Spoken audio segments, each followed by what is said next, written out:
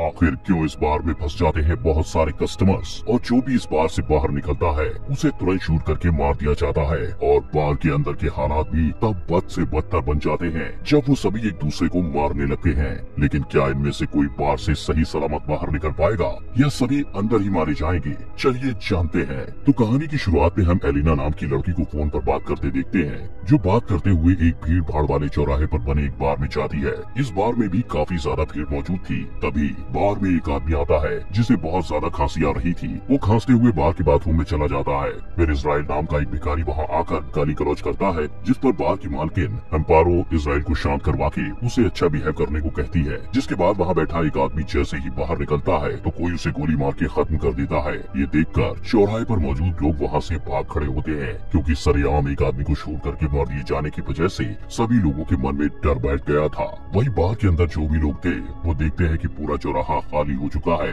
और अब वहाँ एक भी पर्सन नहीं है। तब सातुर नाम का एक आदमी पुलिस को कॉल करने की कोशिश करता है, लेकिन नेटवर्क न होने की वजह से उसका कॉल नहीं लगता। तब एक आदमी बार से बाहर निकलकर उस आदमी के पास जाता है जिसे गोली लगी थी, पर वो जैसे ही उसके पास पहुंचता है तभी कोई उसे भी शूट करके मार देता है। अब ये देख के बार में मौजूद लोग बुरी तरह से डर जाते हैं, क्योंकि उन्हें समझ आ गया था कि अगर उनमें से कोई भी बाहर गया तो वो भी मारा जाएगा। इसलिए वो लोग बार के शीशे से दूर हटकर अंदर छुप जाते हैं। अंदर किसी के फोन में नेटवर्क न होने के कारण वो लोग मदद भी नहीं बुला सकते थे। तब एलिना कहती है कि हमें टीवी पर न्यूज देखना चाहिए, क्या पता इस घटना की न्यूज टीवी पर आ रही हो। लेकिन न्यूज में ऐसी कोई खबर नहीं चल रही होती। उसी समय ट्रिनी नाम की लेडी बाहर देखती है तो वहाँ उसे कोई लाश नहीं दिखती, और अब तक उनके फोन को भी साफ कर दिया गया था। ये देखकर बाकी लोगों को भी कुछ समझ नहीं आता कि आखिर यहाँ क्या हो रहा है। तब सर्जियो अपनी थ्योरी बताते हुए कहता है कि शायद हमारे बीच कोई टेररिस्ट है या कोई ऐसा क्रिमिनल है जिसे पुलिस पकड़ना चाहती है। इस बात पर नाचो अपना बैग छुपा ही रहा होता है कि तभी उसे सर्जियो ऐसा करते देख उसे पकड़कर जबरदस्ती उसका बैग छीन लेता है। इस पर नाचो कहता है कि मेरे बैग में सिर्फ कपड़े और बाकी जरूरत का सामान है, लेकिन कोई उसकी बात नहीं सुनता। हालांकि बैग छीनने के बाद भी किसी में इतनी हिम्मत नहीं होती कि वो उसे खोल सके, क्योंकि उन्हें डर था कि बैग के अंदर बॉम्ब हो सकता है। फिर एम्पारो सातों से बैग छीन कर उसके अंदर का सारा सामान बाहर निकाल देती है, जिसमें कुछ कपड़े और एक हार्ड ड्राइव होती है। नाचो बताता है कि मैं एक एडवर्टीजमेंट कंपनी में काम करता हूँ और इस हार्ड ड्राइव में एडवर्टीजमेंट से रिलेटेड डेटा रखा है। अब वो लोग हार्ड ड्राइव को भी बॉम्ब समझने लगे थे, जिस पर एलिना उस हार्ड ड्राइव को पैर से कुचल कर तोड़ देती है। इतने में ही नाचो की नजर एक सूटकेस पर पड़ती है और वो पूछता है ये सूटकेस किसका है। दरअसल वो सूटकेस सर्जियो का था, जिसे एम्पारो उठा लेती है। सर्जियो इस बात का विरोध करता है तो इंडियाज अपनी बंदूक दिखाकर उसे रोकता है, और तब तक इजराइल एम्पारो से सूटकेस छीन कर उसे खोल देता है। सूटकेस के अंदर से लड़कियों के अंडरगारमेंट्स निकलते हैं, तो शायद यही वजह थी कि वो अपना सूटकेस नहीं खोले देना चाहता था। इतने में ही उन्हें बाथरूम के अंदर से कुछ आवाज आती है, तो सर्जियो बाकी लोगों को लेकर बाथरूम के दरवाजे को नॉक करता है, लेकिन अंदर से ना तो कोई जवाब देता है और ना ही दरवाजा खोलता है। इस पर इंडियाज दरवाजे के लॉक पर गोली मार के उसे तोड़ देता है, और सभी लोग देखते हैं कि टॉयलेट सीट पर वही आदमी काफी बुरी हालत में पड़ा है जो कहानी की शुरुआत में खांसते हुए बाथरूम के अंदर गया था। इस आदमी का नाम टीपो होता है और ये बुरी तरह से कपकपा रहा था। साथ ही साथ उसके पास एक इंजेक्शन भी पड़ा हुआ था, जिससे सबको लगता है कि उसने ड्रग्स ली होगी। अब बाकी लोग तो वहाँ से चले जाते हैं, लेकिन एलिना उसके इंजेक्शन को उठाकर देखने लगती है। वही बाहर की तरफ कुछ मास्क मैन बार के बाहर बहुत सारे टायर्स को इकट्ठा करके उसमें आग लगाकर वहाँ से वापस चले जाते हैं। जिसके बाद टीवी न्यूज में दिखाया जाता है कि शहर के एक हिस्से में आग लग गई है, इसलिए पुलिस और फायर फाइटर्स ने उस इलाके को आम लोगों के लिए सील कर दिया है।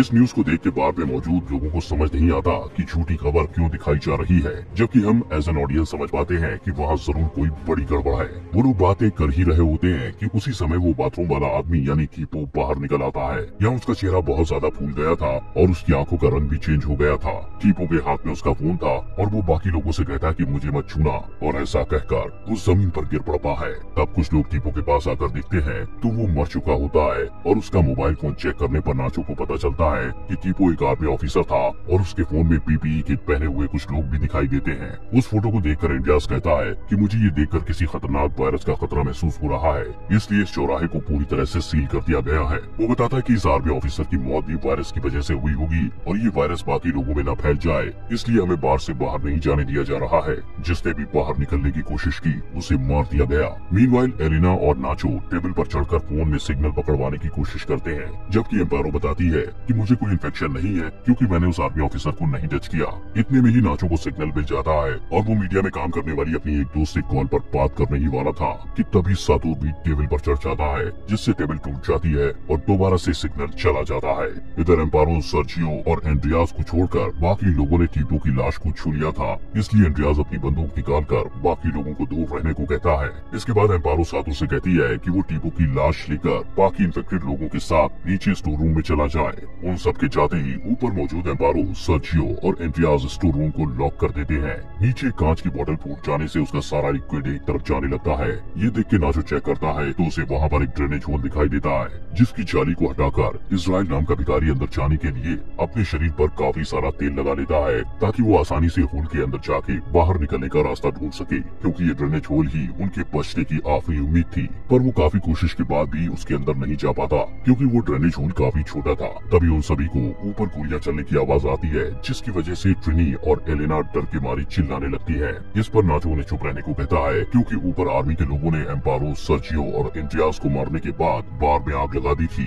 अगर उन्होंने स्टोर रूम से किसी की भी आवाज सुन ली तो उन्हें पता चल जाएगा कि यहाँ और भी लोग हैं, जिससे वो सब भी मारे जाएंगे। थोड़ी देर बाद सब कुछ शांत होता है तो सातुर चुपके से ऊपर जाकर देखता है तो वहाँ सब कुछ तबाह हो चुका था और इस बार को बाहर की तरफ से सील किया जा रहा होता है। सातुर वहीं पड़ी एंड्रियास की बंदूक को अपने पास रख के वापस नीचे आकर सब कुछ शांत रहने को कहता है क्योंकि बाहर की तरफ अब भी आर्मी के लोग मौजूद हैं। इसकी कुछ देर बाद उन्हें टीपू के मोबाइल फोन की रिंग सुनाई पड़ती है, जिस पर एलेना उस फोन को उठाकर उसमें आए हुए व्हाट्सएप मैसेज को पढ़ने लगती है। जिन मैसेजेस को पढ़ के एलेना को पता चलता है कि टीपू पिछले 2 दिन से बीमार चल रहा है और उसने वैक्सीन भी ले रखी है। वहीं और भी पुराने मैसेज पढ़कर एलेना को ये भी पता चलता है कि टीपू के पास वैक्सीन के 4 इंजेक्शन और रखे हैं। दरअसल टीपू ने व्हाट्सएप पर मैसेज करने वाले आदमी को ये बातें बताई होती है कि वो इस समय एक बार के बाथरूम में है। मैसेज में टीपू ने अपने दोस्त को बताया होता है कि उसकी खांसी ठीक ही नहीं हो रही है, जिसके जवाब में उसके दोस्त ने कहा था कि इस वैक्सीन ने उस नन के ऊपर तो काम किया था और वो ठीक भी हो गई थी। इस बात को पढ़कर एलिना बाकी लोगों को बताती है कि टीपू पिछले 2 दिन से इन्फेक्टेड था, लेकिन उसने आज वैक्सीन ली है, यानी हमें जो खाली इंजेक्शन मिला था उसे टीपू ने आज ही इस्तेमाल किया था, इसलिए उसके ऊपर वैक्सीन का असर नहीं हुआ, जबकि ये वैक्सीन पहले किसी नन को ठीक कर चुकी है। ये पढ़ के नाचो भी खुश होता है कि अगर उन लोगों को वैक्सीन मिल जाए तो वो लोग भी ठीक हो जाएंगे। इसी बीच उस फोन पर दोबारा से कॉल आती है, लेकिन बैटरी खत्म होने की वजह से वो फोन बंद पड़ जाता है। फिर वो सभी लोग टीपू की लाश की तलाशी लेते हैं ताकि उन्हें वो वैक्सीन मिल जाए, लेकिन वैक्सीन उन्हें कहीं नहीं मिलती। तब वो लोग ऊपर बाथरूम में जाने का प्लान बनाते हैं, पर उससे पहले इजराइल को 4 वैक्सीन मिल जाती है, जिनमें से एक वैक्सीन वो खुद को लगा लेता है, यानी अब उनके पास 3 वैक्सीन ही बची थी। एलिना, नाचो, सातुर और ट्रिनी, इन 4 लोगों को वैक्सीन नहीं लगी थी। इस बात को लेकर नाचो और इजराइल में लड़ाई हो जाती है। उनकी लड़ाई की वजह से बाकी की 3 वैक्सीन ड्रेनेज होल में जा गिरती है, जिसे निकालने का काम एलिना को दिया जाता है क्योंकि वो उनमें सबसे दुबली पतली थी।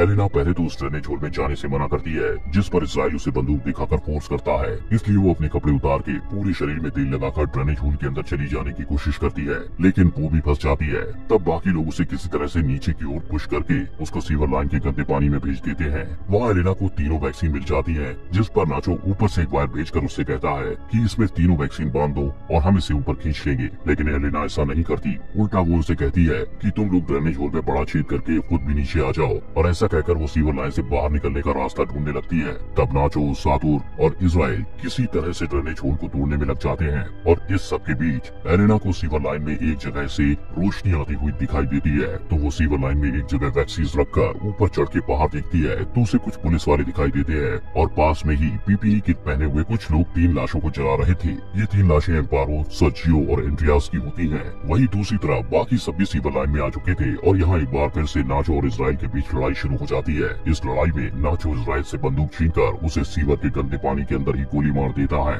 नाचो बाहर आते ही सातुर को गन पॉइंट पर लेकर एलिना से कहता है कि अगर ये मर गया तो हम 3 वैक्सीन की 3 डोज लगाकर इन्फेक्शन से बच सकते हैं। ये देख के एलिना नाचो से कहती है कि अगर तुम सातुर को छोड़ दो तो मैं तुम्हें वैक्सीन का पता बता दूंगी। इस पर नाचो सातुर को छोड़ देता है और वो 4 वैक्सीन लेकर सीवर से बाहर निकलने का रास्ता ढूंढने लगते हैं। आगे जाकर ट्रिनी नाचो से कहती है कि तुम मुझे मार दो ताकि बाकी बची 3 वैक्सीन को तुम लोग आपस में लगा सको। अब पहले तो नाचो ट्रिनी को मारने की कोशिश करता है, पर वो गोली नहीं चला पाता, जिस पर ट्रिनी खुद ही गन लेकर अपने आप को गोली मार लेती है। इसके बाद एलिना, सातुर और नाचो को एक इंजेक्शन देकर अपने पास भी वैक्सीन का एक इंजेक्शन रख लेती है ताकि वो उसे बाद में लगा सके। पर उनकी मुसीबत अभी खत्म नहीं हुई थी क्योंकि इजराइल अब भी जिंदा था। वो पीछे से सातुर को लोहे की एक रॉड से मारता है, जिससे सातुर की भी मौत हो जाती है। उसे जिंदा देख एलिना और नाचो वहाँ से आगे भागते हैं जहाँ उनको एक सीढ़ी दिखाई देती है जिसमें वो लोग चढ़ जाते हैं। उनके पीछे इजराइल भी होता है जिससे बचने के चक्कर में एलेना का वैक्सीन वाला इंजेक्शन नीचे गिर जाता है। हालांकि अब तक एलेना को बाहर निकलने का रास्ता मिल चुका था, लेकिन इजराइल अब भी नाचो और एलेना के लिए मुसीबत बना हुआ था।